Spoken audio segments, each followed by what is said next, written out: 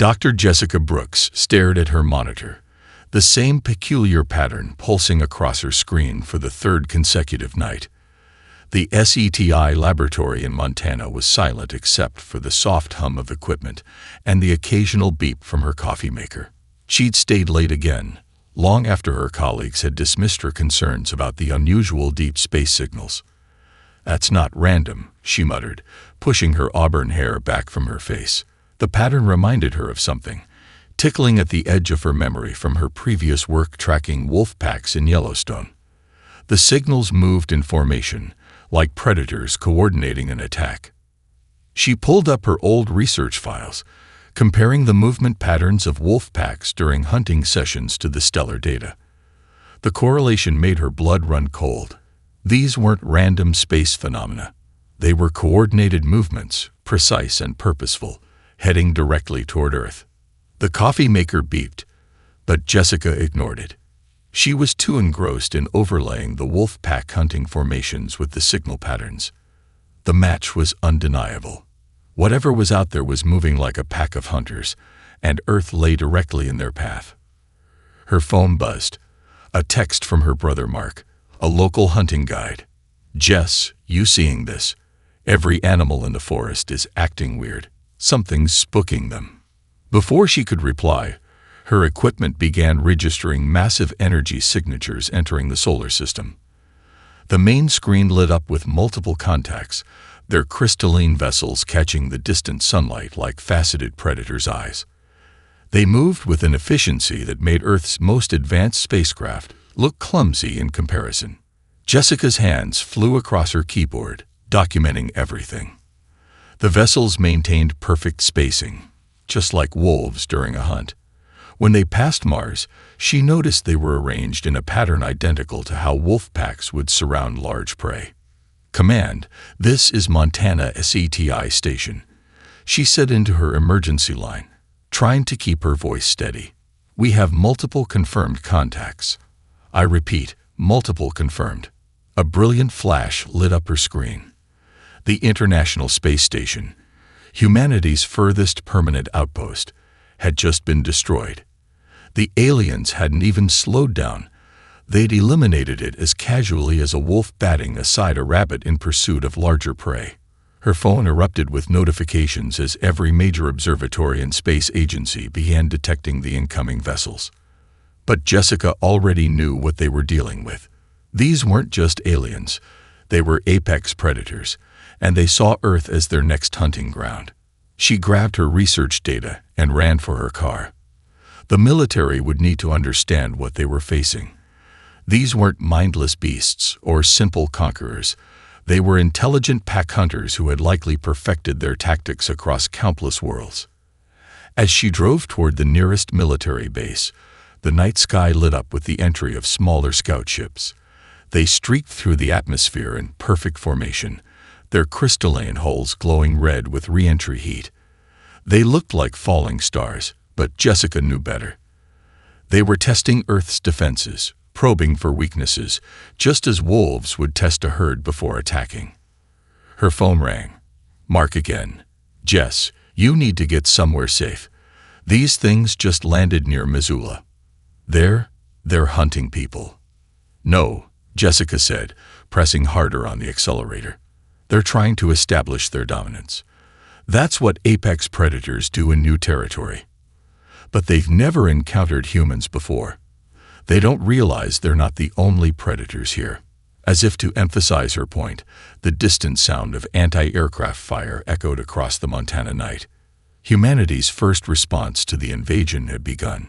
The Crixians were about to learn that on Earth, the line between predator and prey wasn't as clear as they thought. The first Crixian hunting party moved through downtown Missoula like living shadows, their scaled bodies reflecting the pre-dawn light. 7 feet tall at the shoulder, they moved with the fluid grace of apex predators, their retractable claws clicking against the asphalt. They expected screams, panic, the familiar chaos of prey species realizing they were being hunted. Instead, they found empty streets. Jessica watched from her position in the second-story window of a sporting goods store, her brother Mark beside her with his hunting rifle. They'd helped coordinate the evacuation hours ago, turning downtown into a prepared killing ground. Years of hunting experience had taught them both that sometimes the best way to deal with predators was to make them overconfident. Just like cornering mountain lions, Mark whispered, his voice barely audible. Let them think they're in control. The lead Crixian raised its head, testing the air with a forked tongue. Its cybernetic enhancements gleamed dully in the early morning light, and its pack followed its lead with perfect coordination. They were beautiful in their deadly efficiency, moving like a single organism. Jessica keyed her radio, speaking in a near whisper. They're following the exact pattern I predicted. Just like wolves, they're sending their strongest members forward while the flankers circle around. Copy that, came the response from Colonel Hayes. All units hold position. Let them commit to the trap. The Crixians moved deeper into the kill zone. Their arrogance was palpable. They didn't even bother checking the buildings thoroughly. Why should they? Every species they'd ever hunted broke and ran at the sight of them. They had no concept that they were being hunted themselves. The first trap triggered when the lead Crixian stepped on what appeared to be loose debris. The explosion wasn't large, but it didn't need to be. The shaped charge sent hundreds of ball bearings through the alien's legs, bringing it down with a shriek that shattered windows.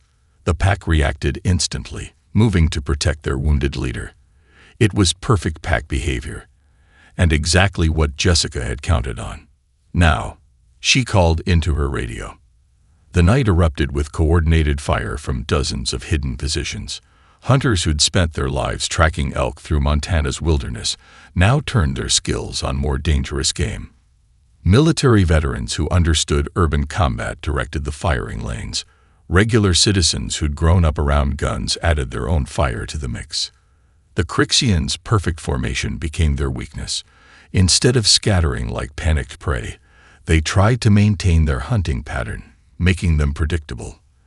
Their advanced armor could stop some rounds, but not the concentrated fire of high-powered hunting rifles loaded with armor-piercing ammunition. They're trying to regroup, Jessica observed, watching their movements. Eastern sector, they're falling back to establish a new hunting line. But humans had been studying pack hunter behavior for centuries. Every route the Crixians tried to use had been pre-sighted by experienced marksmen. Their attempts at coordinated movement were met with devastating crossfire. The surviving aliens released warning pheromones, another predictable pack behavior that Jessica had warned about. They were calling for reinforcements, but that was part of the plan too.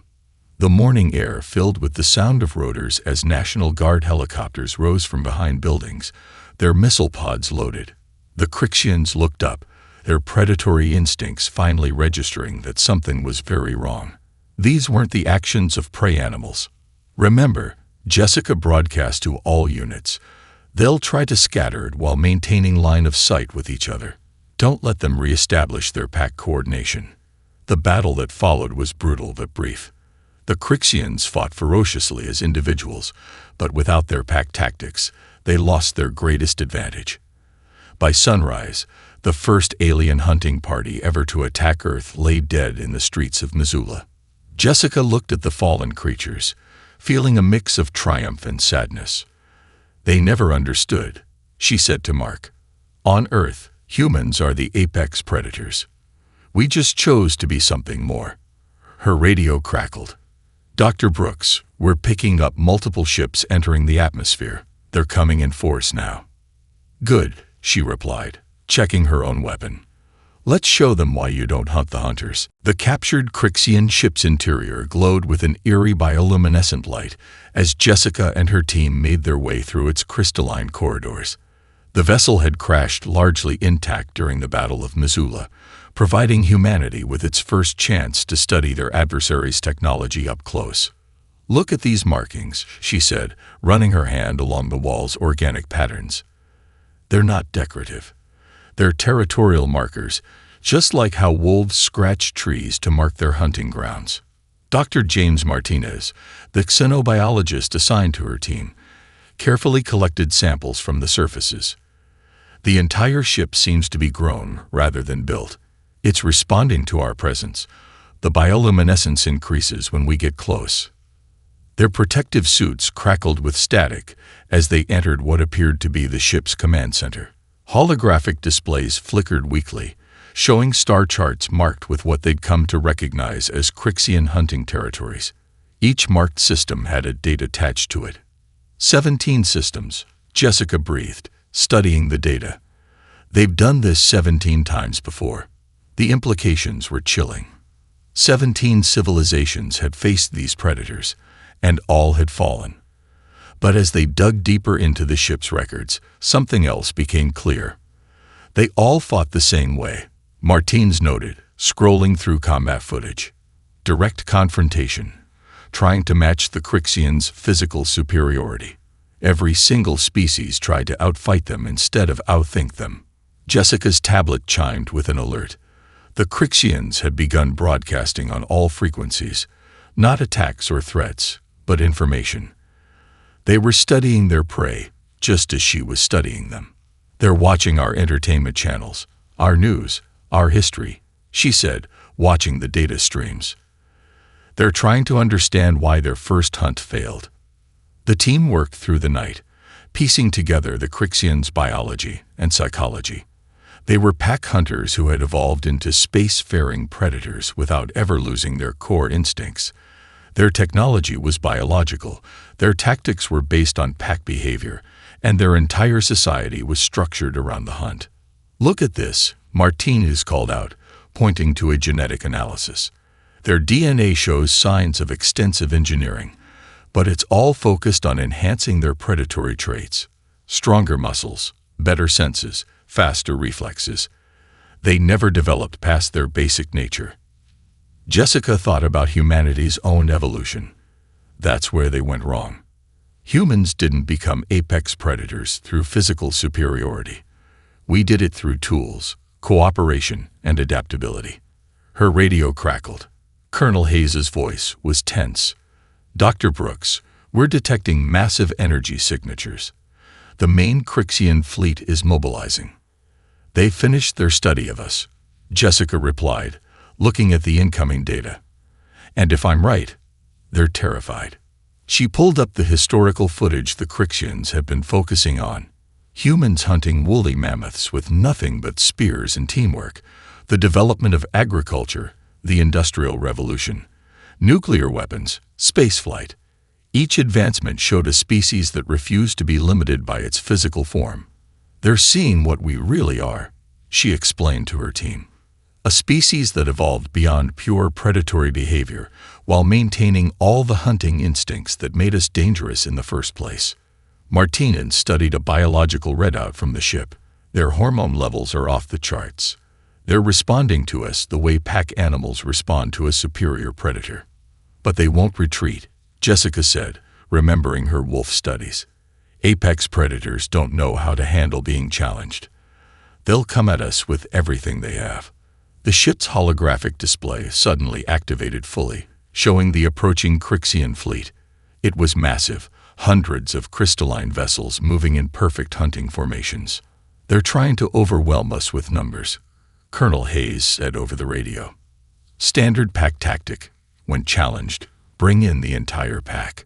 Jessica watched the fleet's approach, her mind already working on countermeasures. They still think this is about physical dominance. They haven't realized that humanity's greatest weapon was never our strength. She turned to her team, her expression determined.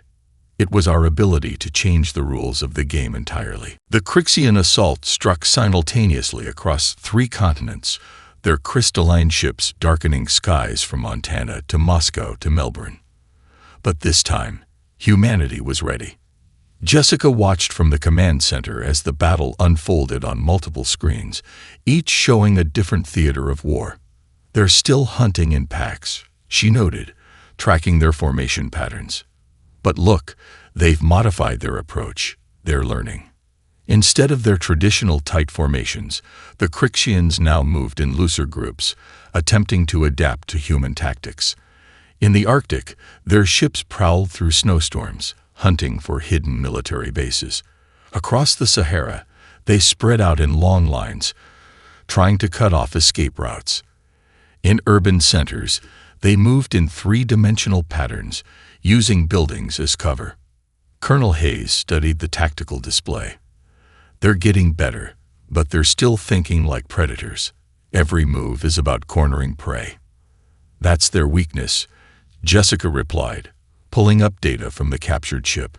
They've spent so long being the galaxy's apex predators that they can't think any other way. But humans, she gestured to the screens showing Earth's defensive positions. We've been both predator and prey. We remember what it's like to be hunted. In the Arctic, Russian submarines burst through the ice behind Crixian positions, launching missiles at their vulnerable rear. The aliens' perfect hunting formation shattered as they tried to respond to an attack from what they'd considered a sealed flank. Across the Sahara, American and Egyptian forces had transformed the desert itself into a weapon. Massive fans buried beneath the sand activated, creating artificial sandstorms that the Crixians' sensitive eyes couldn't penetrate. Their thermal vision, evolved for hunting, was overwhelmed by heat-diffusing devices scattered across the dunes. Melbourne is the key, Jessica said, focusing on the Australian front. They've committed their largest hunting pack there. They think they've found our weakness. The Crixians had indeed gathered their strongest force around the Australian city, their ships moving in what appeared to be an unstoppable wave. But as they closed in, something unexpected happened. The city's buildings began to move. Prototype urban warfare systems, Hayes explained with a grim smile. Entire blocks on hydraulic systems. We can change the city's layout in real time. Jessica watched in amazement as Melbourne transformed beneath the Crixian assault. Streets that had been clear killing grounds became dead ends. Buildings rotated, turning prepared ambush positions into sudden fortress walls. The aliens' carefully planned hunting routes became death traps. They're broadcasting warning pheromones across all frequencies, a communications officer reported. Their chemical signatures are showing extreme stress. Jessica nodded. They're experiencing something they've never faced before, an environment that fights back. Their whole evolution is based on adapting prey to their hunting style. They've never had to adapt to prey that changes the battlefield itself. The Melbourne operation became a rout. Crixian ships, trying to maintain their pack coordination in the constantly shifting cityscape, crashed into buildings or each other. Those that landed found themselves separated from their packs, their superior physical abilities meaningless in the transformed urban maze. Global casualties report, Hayes announced. We lost 17% of engaged forces. They lost 60%. But Jessica was already focused on the next problem. The main Crixian fleet was moving, and their formation was unlike anything they'd shown before. They're calling in their alpha, she said, watching the massive ship at the center of the new formation. When pack hunters face a superior threat, they send in their strongest member. The ship that descended through Earth's atmosphere was enormous, its crystalline surface rippling with biological enhancements. At its helm was a Crixian nearly twice the size of its brethren, its body more cybernetic than organic. That's their response to evolution, Jessica said quietly. Not to change their nature, but to artificially enhance it. They still don't understand what really makes humanity dangerous. Hayes looked at her. And what's that? We don't evolve to match our environment, she replied, already formulating a plan. We change the environment to match us.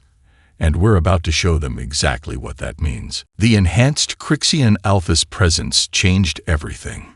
Jessica watched from the command bunker as it coordinated attacks with unprecedented precision, its cybernetic enhancements allowing it to control multiple hunting packs simultaneously. Cities that had successfully repelled the first wave now found themselves under relentless assault.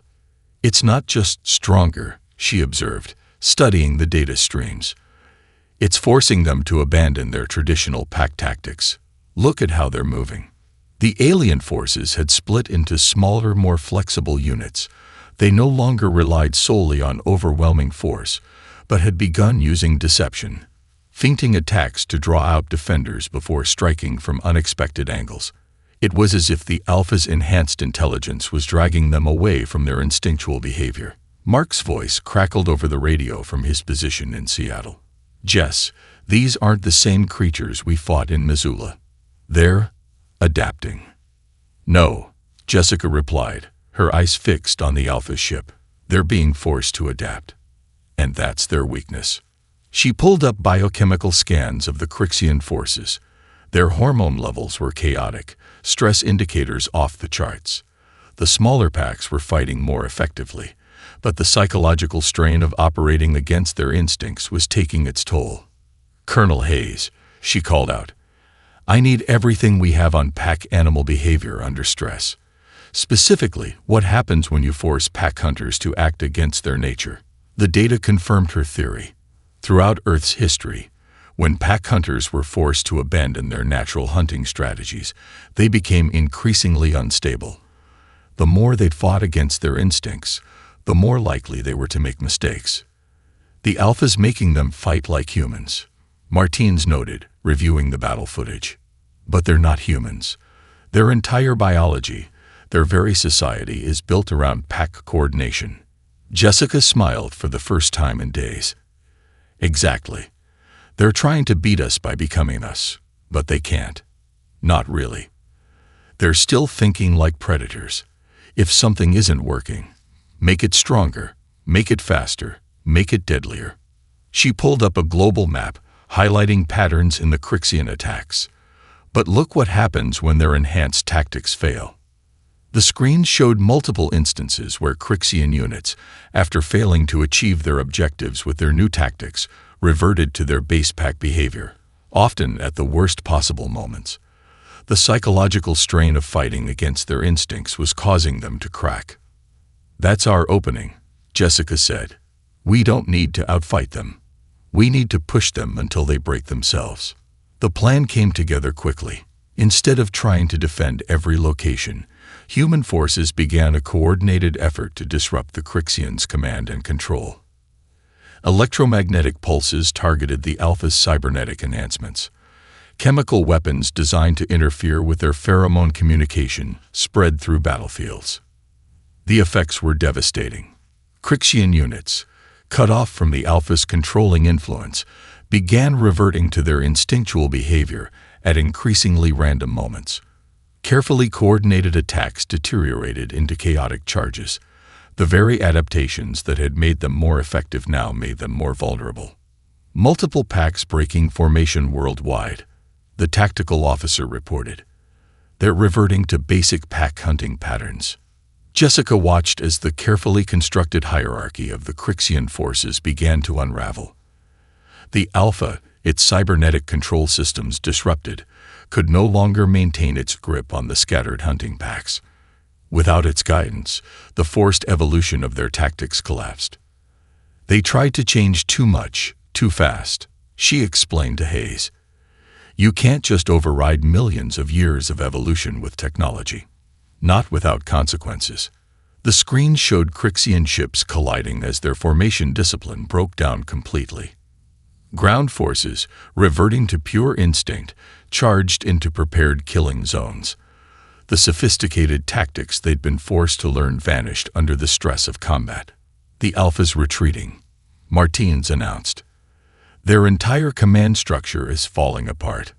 Jessica watched the massive crystalline ship withdraw from Earth's atmosphere, trailing debris from multiple hits.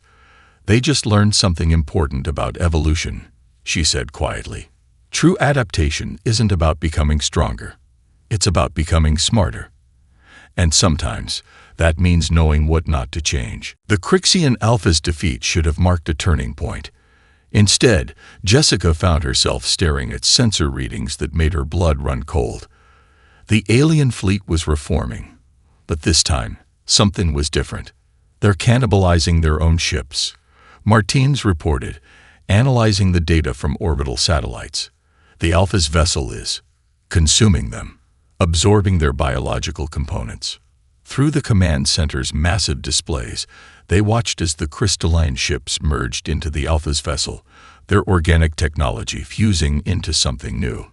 The resulting ship was massive, a grotesque combination of dozens of vessels that pulsed with an almost heartbeat-like rhythm. "This is what happens when you corner an apex predator," Jessica said, remembering similar behavior in Earth's predators. "They don't surrender. They become something worse." The transformed vessel descended through Earth's atmosphere, its surface rippling with biological weapons and crystalline armor. The Alpha within had undergone its own transformation, its cybernetic enhancements now fully merged with its biological form. "All remaining Crixian forces are converging on its position," Hayes reported. "They're broadcasting on all frequencies: chemical, electromagnetic, even sonic." Jessica pulled up the signal analysis. "It's not just broadcasting. It's overwhelming their individual instincts. The Alpha's turned itself into a biological control node. It's forcing complete neural synchronization." The effects were immediate and terrifying. The remaining Crixian forces moved with perfect coordination, their individual pack behaviors subsumed into a single, hive-like consciousness. When they attacked, it was with the precision of a single organism controlling multiple bodies. "Fall back to prepared positions," Hayes ordered as the first wave of synchronized aliens broke through defensive lines like they weren't even there. "This is what we planned for." Jessica watched the tactical display, her mind racing. The Alpha had solved the problem of conflicting instincts by simply overriding them completely. But in doing so, it had created a new vulnerability. "They're all connected now," she said, pointing to neural activity readings. "One consciousness controlling everything." "But that means one point of failure." Martinez finished, understanding dawning on his face. Jessica turned to Hayes. "Remember what I said about changing the environment? We need to trigger emergency protocol Omega. Now." The colonel nodded grimly and input his authorization codes. Around the world, hidden transmitters activated, broadcasting on frequencies that had taken weeks to perfect. Frequencies that matched the exact resonance of Crixian neural patterns. The effect was catastrophic. The synchronized alien force suddenly stumbled, their perfect coordination shattered by the overwhelming signal. The Alpha's control wavered as its enhanced nervous system was bombarded with contradictory impulses. "Their biology works against them," Jessica explained as they watched the Crixians struggle. "They evolved to be perfect pack hunters, with nervous systems optimized for coordination. Make that coordination impossible." The alien forces began to collapse. Some reverted to basic pack behavior, others froze completely, their bodies unable to process the conflicting signals between their natural instincts and the Alpha's commands. But the Alpha itself wasn't finished. Its massive ship turned toward the primary transmitter array, biological weapons charging. "It's going to take out the transmitters," Hayes warned. "If it breaks the signal." "It won't matter," Jessica replied, allowing herself a small smile. "Look at their neural patterns." The displays showed the truth. Even as the Alpha fought to maintain control, its forced synchronization was breaking down. The very adaptations it had made to enhance its control now amplified the disruptive signals. Its consciousness, spread across hundreds of bodies, began to fragment. "That's the difference between true adaptation and mere enhancement," Jessica said as they watched the massive ship's movements become increasingly erratic. "We didn't just prepare for their strength. We turned it into a weakness." The Alpha's ship fired, destroying several transmitters. But it was too late. The neural cascade had begun, and there was no stopping it. Across the battlefield, Crixian forces collapsed as their overloaded nervous systems shut down. "They thought evolution was about becoming a better predator," Jessica observed as the Alpha's ship began to fall from the sky, its biological systems failing.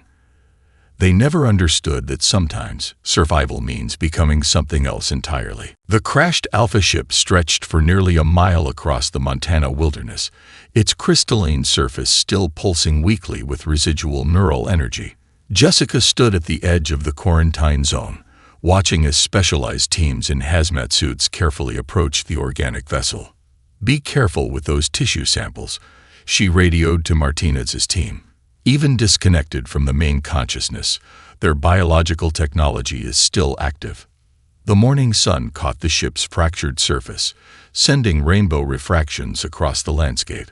It would have been beautiful if it wasn't so deadly. Smaller pieces of the vessel were already trying to regenerate, growing crystal formations that had to be continuously contained.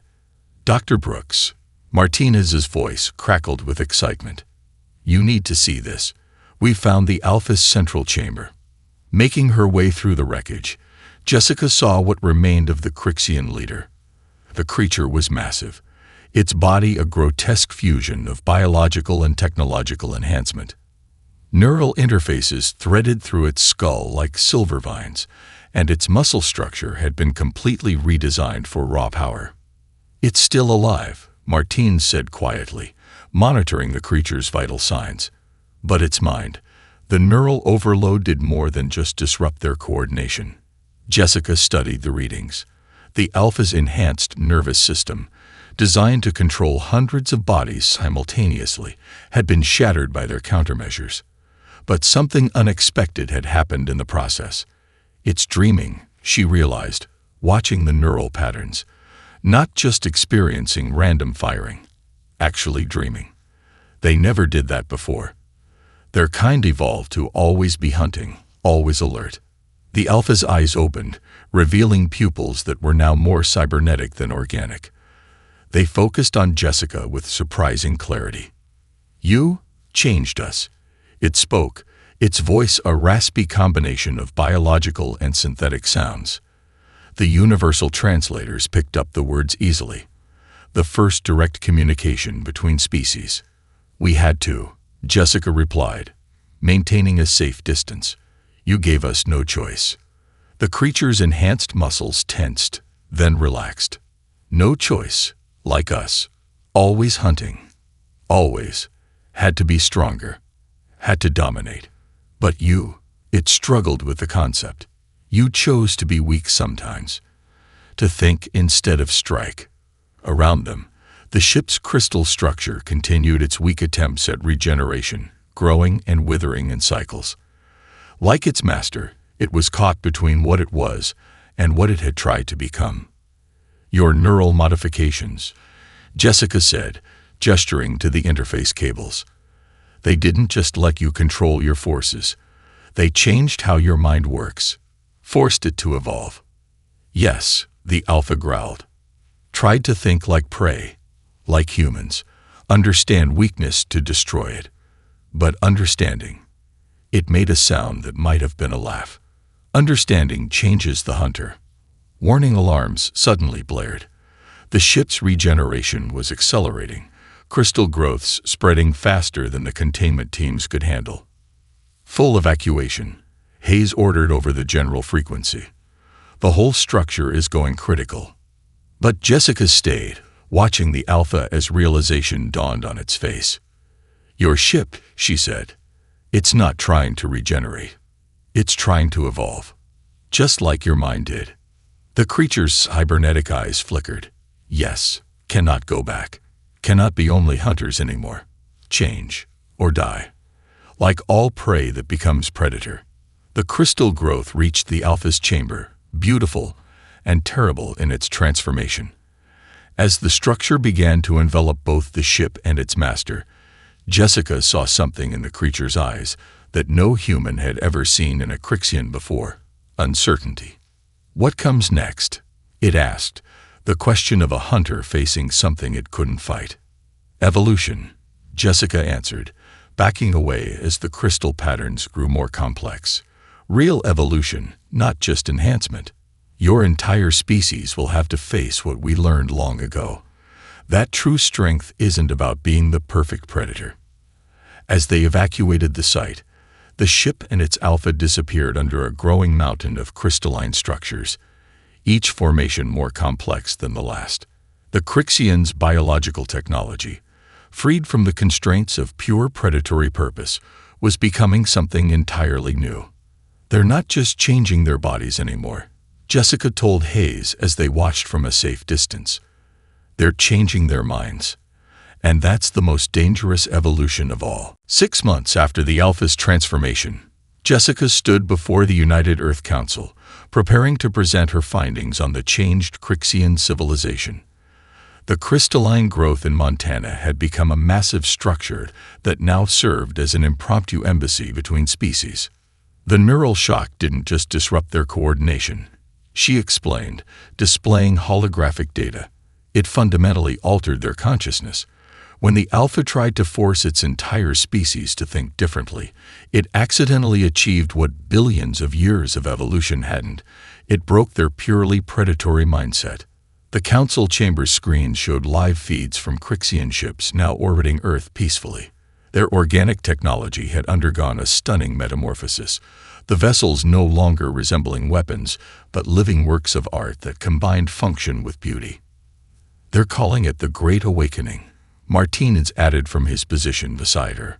The forced neural synchronization, combined with our countermeasures, created a cascade effect through their entire species.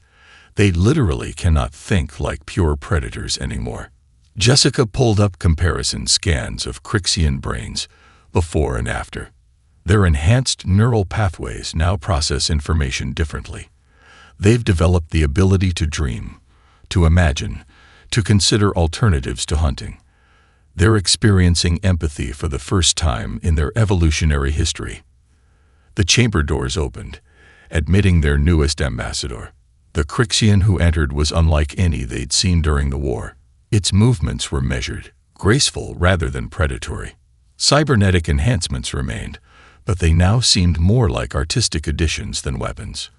"We come seeking understanding," the ambassador said, its voice carrying none of the previous rasping aggression. "Our species stands at a crossroads. We have been enlightened to our limitations." Jessica nodded respectfully. "You're experiencing what humanity went through thousands of years ago, the recognition that being an apex predator isn't enough." "Yes," the ambassador agreed. "We dominated 17 worlds through pure predatory might. But you," it gestured to the assembled humans, "you showed us that true evolution isn't about becoming a better hunter. It's about choosing when not to hunt at all." The screen shifted to show the 17 worlds the Crixians had previously conquered. Their new ships were already arriving at these planets, not to hunt, but to repair and restore. "We offer reparation," the ambassador continued, "and we seek to learn. Your species achieved what we thought impossible: advancement without losing your edge, peace without sacrificing strength." Jessica stepped forward. "That's because humanity never forgot what it was like to be both predator and prey. We learned to be something more than either." She paused, considering her next words carefully. "But your species has achieved something remarkable too. You've evolved more in 6 months than in millions of years." The ambassador's cybernetic eyes flickered with what they now recognized as humor. "Necessity, the ultimate catalyst for change. You taught us that when you became the more dangerous predator." The council chamber filled with quiet laughter, human and Crixian alike. The tension that had dominated their interactions began to fade. "So what comes next?" a council member asked. The ambassador gestured, and the screens filled with images of joint human-Crixian projects already underway. Their biological technology, freed from purely military applications, was being adapted for exploration, healing, and creation. "We hunt together," it said, "not for prey, but for knowledge, for understanding, for evolution itself." Jessica looked at the displayed projects, seeing the beginning of something unprecedented. 2 apex predator species choosing to become something more, together. "That's the greatest hunt of all," she said, earning appreciative clicks from the Crixians present. "The hunt for what we can become." As the formal alliance was signed, Jessica reflected on how far both species had come. The Crixians had learned that being the apex predator meant nothing if you couldn't evolve beyond your nature. And humanity had proved that their greatest strength wasn't their ability to fight, but their ability to change the very rules of evolution. In the end, the most dangerous predators weren't those with the sharpest claws or strongest pack. They were those who could choose to be something else entirely and help others make that choice too.